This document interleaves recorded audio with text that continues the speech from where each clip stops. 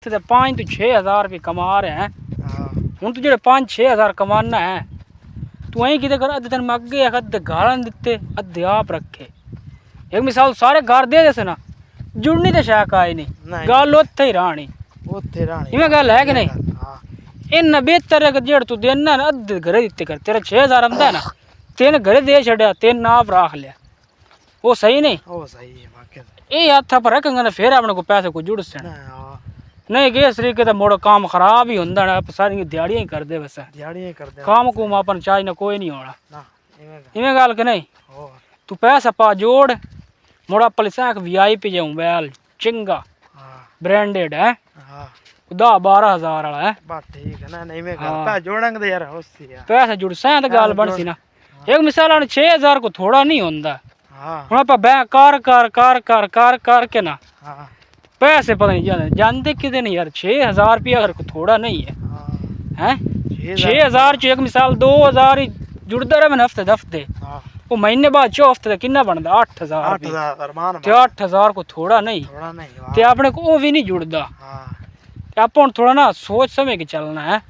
सोच समझ चलना तो काम जी गलती अगर की वो गलती होनी नहीं होनी चाहिए। हाँ ये हूँ ना इसे हफ्ते लाओ काम शुरू करी है नहीं और आप करांगे हाँ क्योंकि हर फेरी बैच हूँ किन्ने साल हूँ तेरे किन्ने साल हो गए रंग ते काम कर दे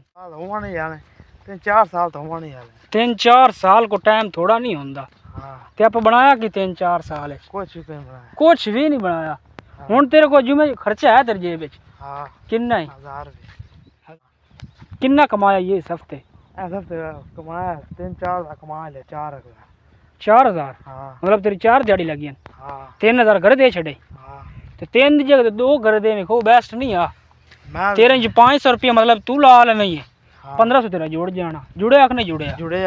अद्धा तेरा घरे जावे अद्धा तेरी जेब विच रवे जेड़ एक मिसाल तू कर से आज लो ना जेड़ा जमा कर से जेड़ा काम कर से उनकी कहीं फायदा है घर वाला फायदा कि किस मेरा फायदा तेरा भी फायदा घर वाला फायदा है कोई फायदा चंगा भला फायदा है जेड़ी चीज जमा करनी हो घर दे काम मानी आज एक मिसाल YouTube चैनल खोलना है कल तेरा YouTube चैनल मोनेटाइज होंदा जेड़े पैसे आने घरे तेरे जाने आने किसी और घर जाने घरे जाने मेरे गाल तेरे खुश हो सके रात उस खुश फिर आज दी जेड़ी छोटी मोटी शुरुआत है ना वो सही है नहीं किवें गल है एक मिसाल है आप काम करने VIP तरीके ना पैसे तो लगने ही लगने पैसे तो बगैर को कारोबार नहीं होंदा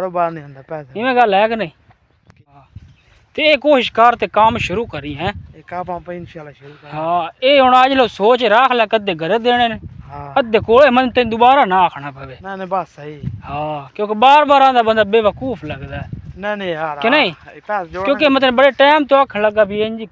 कर लेकिन तू कर नहीं रहा कर से तो कोई फायदा हो सही है ना क्योंकि जिंदगी बंदा लगावे ना किसी तरीके ना लगावे ताकि लगावन वाले बंदे ने पता लगे तो चल हूँ वेंदा उन नहीं पता लगे वाकई यार बंदा जिंदगी लगा रहा है